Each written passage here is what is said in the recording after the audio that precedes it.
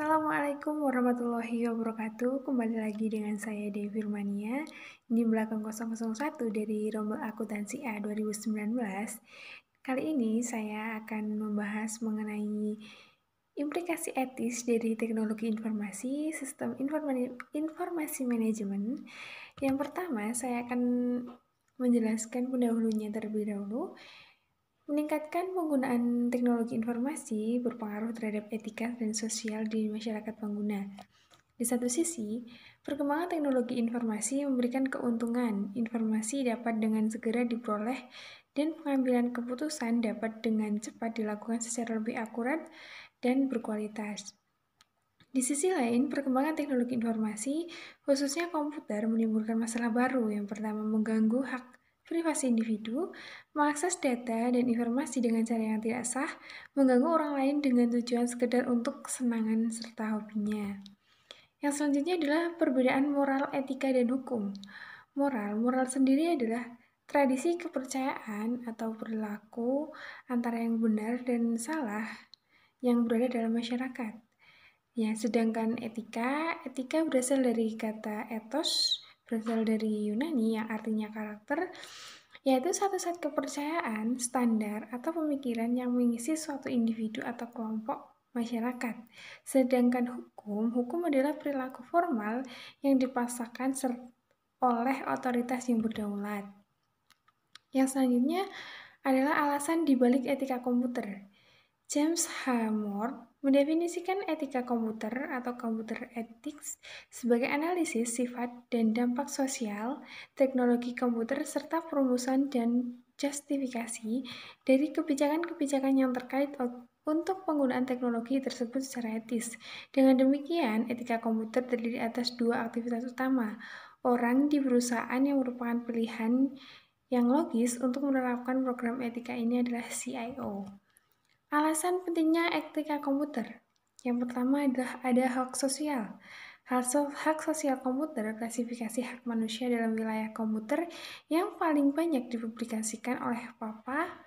Rancangan Richard Out Mason menciptakan akronim PAPA untuk mempresentasikan 4 hak dasar masyarakat sehubungan dengan informasi, privasi, akurasi, kepemilikan, dan aksesibilitas. Yang selanjutnya adalah hak privasi Mason. Merasa bahwa hak ini terancam oleh dua hal. Pertama, meningkatnya kemampuan komputer untuk digunakan dalam kegiatan mata-mata. Kedua, meningkatnya nilai transformasi dalam proses pengambilan keputusan. Pemerintah federal menjawab sebagai dari masalah ini dalam Undang-Undang Privasi atau Privacy Act tahun 1974. Namun, undang-undang ini hanya mencakup pelanggaran yang dilakukan oleh pemerintah. Yang selanjutnya ada hak untuk mendapatkan keakuratan komputer. Nah, keakuratan komputer ini memungkinkan tingkat keakuratan yang tidak dapat dicapai dengan sistem non-komputer. Potensi ini memang tersedia, namun tidak selalu didapatkan. Beberapa sistem berbasis komputer berisikan lebih banyak kesalahan daripada yang diberikan sistem manual. Ada juga hak kepemilikan. Hak kepemilikan intelektual biasanya dalam bentuk program komputer. Feder Pranti Lunak dapat menghindari pencurian hak kepemilikan intelektual melalui Undang-Undang Hak Cipta atau hak paten dan persetujuan lisensi. Adapun hak mendapatkan akses. Nah, sebelum diperkenalkannya basis data yang terkomputerisasi, kebanyakan informasi tersedia untuk masyarakat umum dalam bentuk dokumen cetak atau gambar mikroformat yang disimpan di perpustakaan. Yang selanjutnya adalah paten Pranti Lunak.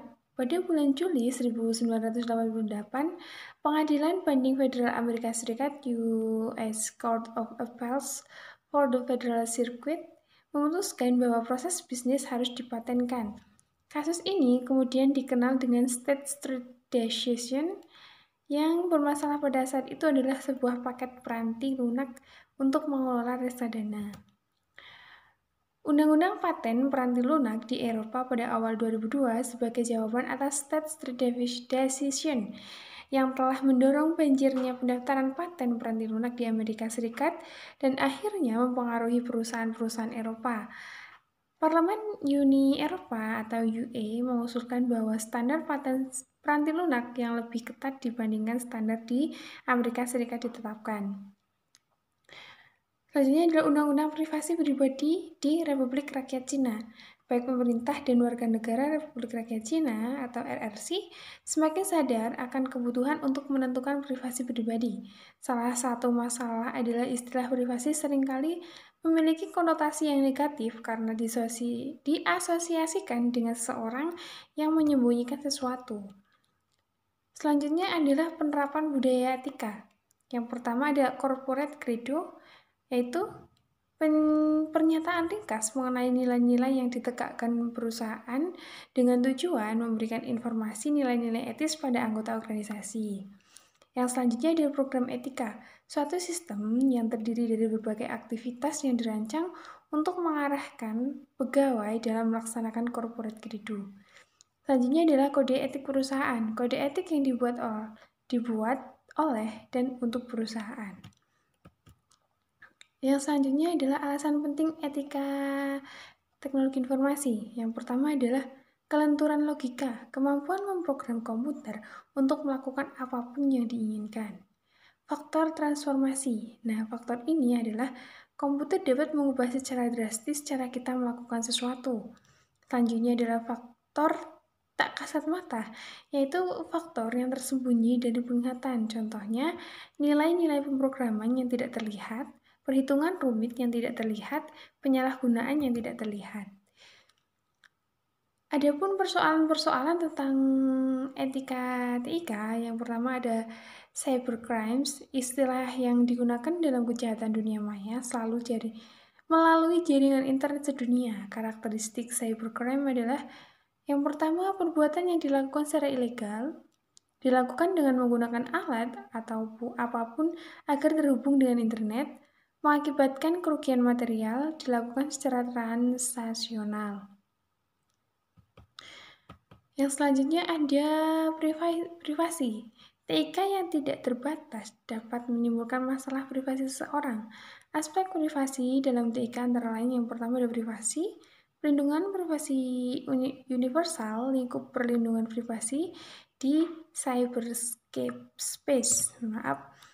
Yang selanjutnya ada hak kekayaan intelektual. Hak kekayaan intelektual berarti hak atas sesuatu benda yang berasal dari otak. Contohnya, pengelompokan hak tersebut yaitu hak cipta pribadi dan hak milik perindustrian. Demikian yang dapat saya sampaikan. Terima kasih.